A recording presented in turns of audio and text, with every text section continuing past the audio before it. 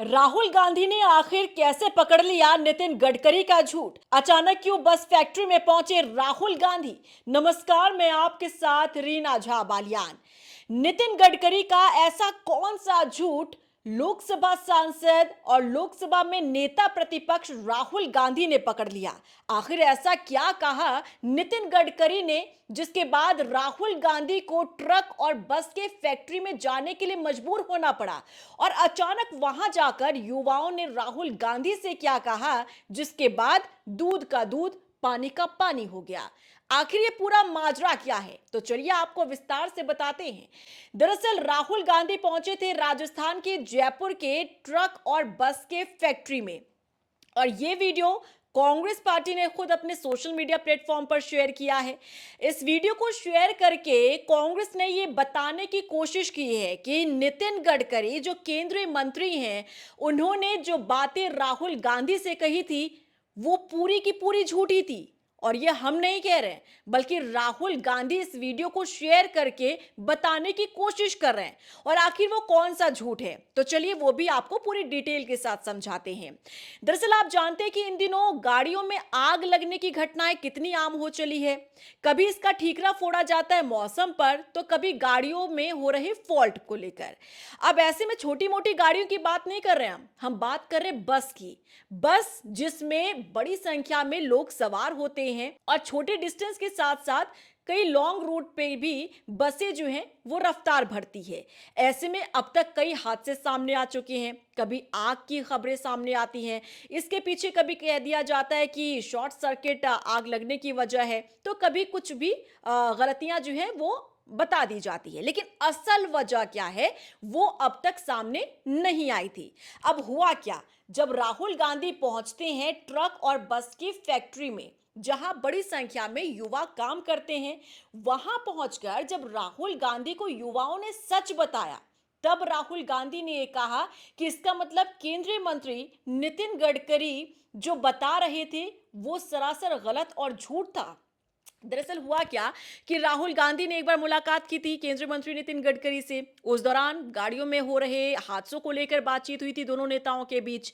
तब नितिन गडकरी ने यह कहा था कि जो बसों में आग लग जाती है उसके पीछे की वजह है कि जो बस फैक्ट्री में जो बसों का जो बॉडी होता है, उनके जो बिल्डर होते हैं वो गलत तरीके से इसकी फिटिंग कर देते हैं, जिसकी वजह से बसों में आग लग जाती है।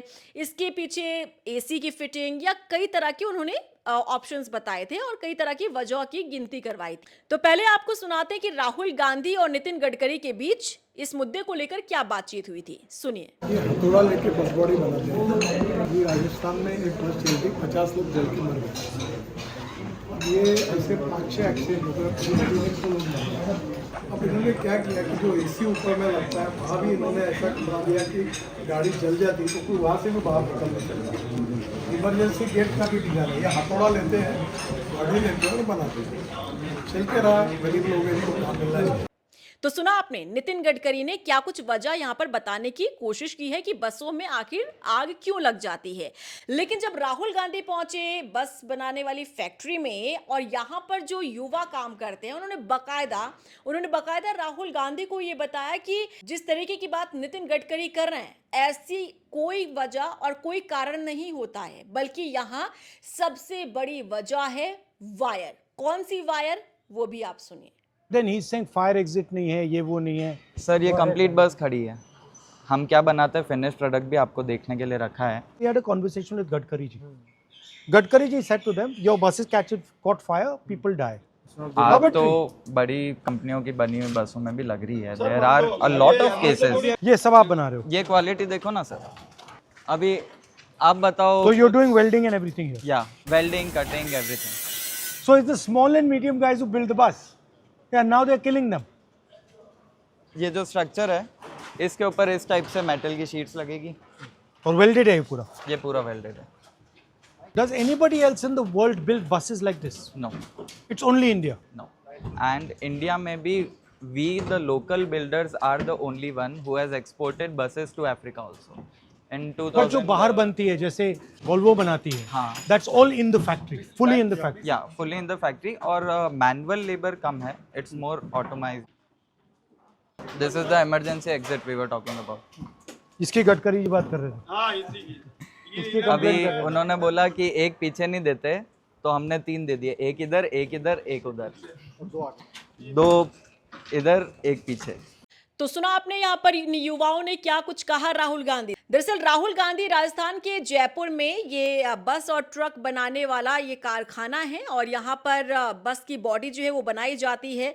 एमएसएमई से जुड़े कारीगरों की समस्या और उनकी आजीविका कैसे चलती है ये जानने के लिए समझने के लिए ग्राउंड जीरो पर उतरे थे राहुल गांधी और यहाँ पर कुछ बातें कही गई इन युवाओं की तरफ से जो जानना आपके लिए भी जरूरी है और जिसे सुनकर आपकी भी आंखें फटी की फटी रह जाएंगी। देखिए, कारीगरों ने राहुल गांधी को बताया कि सरकार के नए मानकों और अत्यधिक लाइसेंस फीस और जटिल नियमों के कारण इन छोटे निर्माताओं का काम बंद होने की कगार पर है। ये कहना है यहाँ के युवाओं का कि जिस तरीके से काम और नियम तय किए जा रहे हैं सरकार की तरफ से, ऐसे में ये काम जो है वो बंद होने की कगार पर पहुंच रहा है। साथ ही साथ यहाँ पर ये काम करने वाले कारीगरों ने ये भी आरोप लगाया कि सरकार स्थानीय कारीगरों को प्रोत्साहित करने के बजाय वॉल्वो जैसी बड़ी विदेशी कंपनियों और बड़े उद्योगपतियों का पक्ष ले रही है। ये यहाँ के कारीगरों ने राहुल गांधी को बताया। इसी के साथ बसों में आग लगने की घटनाओं का दोष अक्सर केवल बॉडी बनाने वाले इन छोटे कारीगरों पर मढ़ दिया जाता है। यानी कि जिस फैक्ट्री में राहुल गांधी पहुंचे हुए हैं, यहाँ पर बसों की बॉडी तैयार की जाती है और इन्होंने ही राहुल गांधी को बताया कि कैसे अक्सर जब भी बसों में आग लगती है तब इसका दोष पूरा जो है हमारे ऊपर मढ़ दिया जाता है, क्योंकि हम बॉडी को बनाते हैं, बस की बॉडी को बनाते हैं और ऐसे में जब भी आगजनी की घटना होती है किसी भी सफर में तो ये सब कुछ ठीकरा हमारे ऊपर फोड़ दिया जाता है, लेकिन असल में हकीकत ये नहीं है। उन्होंने कहा कि इमरजेंसी गेट जैसी सुरक्षा का भी पूरा हम ध्यान रखते हैं, जबकि कहा यह जाता है कि इमरजेंसी गेट जैसी चीजें जो है वो नहीं बनाई जाती। जैसे कि नितिन गडकरी को भी आपने सुना, राहुल गांधी से बातचीत वो कर रहे थे, तब एसी को लेकर वो जिक्र कर रहे थे, इमरजेंसी गेट को लेकर वो जिक्र कर रहे थे। उन्होंने इस तरीके की बातें कही। राहुल गांधी ने इन कारीगरों के हुनर की भी तारीफ की। But why are you not able to scale up the size? आपको क्या रोक रहा है? अपॉर्चुनिटी जो है, finance, is it purely finance? It's about finance also, plus support हमेशा बड़ी कंपनी को मिलता है। गवर्नमेंट टेंडर किसको देगी? बड़ी कंपनी को देगी। वॉल्वो को गडकरी जी इतना प्रमोट कर रहे हैं, इतना प्रमोट अगर हम लोगों को किया होता तो शायद आप वॉल्वो बन जाते। हमको वॉल्वो नहीं बनना सर, हमको इंडियन मेड बनना है। और इन वाहनों में आग लगने का खतरा रहता है और रेडीमेड मिलने वाला फाइबर चेसिस का अगला हिस्सा एक ही झटके में टूट सकता है। उन्होंने कहा कि उनके द्वारा बनाई गई बॉडी लोहे की होती है और मामूली टक्करों को झेल सकती है। ना हाँ। ये एक हथौड़ा पड़ा, इट गॉट बैंड। इतने सारे हथौड़े बन के इसको ऐसे किया है। This is completely handmade. बड़ी कंपनियां फाइबर यूज करती है, टक्कर पड़ेगी, टूट जाएगा। इसको आप करके देखो, this is hand bent. This is hand bend, this is hand bend. वो थोड़ा अच्छा कर्व इधर है, ये रहा। मतलब इतने से पार्ट के लिए 100 से 200 बार हथौड़े छाप ने हथौड़ा मारा, तब जाके ये that's the tag we got, हथौड़ा छाप। सो वो But you know, I've been to the Ferrari guys. yeah, Do you know that they do it like this also? sir, Rolls Royce also Yeah. is All the fanciest cars are made like this. So Sir, this is the skill. handmade is the sign of luxury, Yeah. not cheap product. Yeah. Nitin sir ने बोला था कि fees या तो 0 कर देंगे या फिर एकदम मिनिमम करेंगे। आपके लाइसेंस के लिए मैं कोशिश कर रहा हूँ 99% राजस्थान मैं मेरे तरफ से आपको मैं टाइम पीरियड कम कर दूँ पर आपको क्वालिटी करने के लिए उसके ऊपर अभी तक कोई एक्शन नहीं है। हम पर्सनली लाइसेंस देने वाली कंपनीज में गए, उन्होंने बोला ऐसा कुछ एक्शन नहीं है और होगा भी नहीं। थोड़ा Time- चिट्ठी लिखवा भैया मेरी शो में। हाँ ट्रक मैन्युफैक्चरर शैसी बनाता है, हाँ यहाँ पे क्यों नहीं बनाता है या क्यों नहीं सर, बनाता था? ये बहुत बड़ा इन्वेस्टमेंट है। मतलब आज आप वॉल्वो देखो तो ये इंटरनेशनल कंपनी है, it's from Sweden, it's not Indian company. उनके पास इन्वेस्टमेंट है, आज हमको इन्वेस्टमेंट मिलेगा, हम भी करते हैं। अच्छा। अगर लोकल बस बॉडी बिल्डर खत्म हुए, everyone is going to face it, क्योंकि बस की सप्लाई रुक जाएगी। उनके पास कैपेसिटी नहीं है, no matter how big the investment is. Only in Nathdwara and Udaipur we are making 1200 buses per year. No factory can do that. और ये सिर्फ नाथद्वारा और उदयपुर की बात है। Okay, That- good.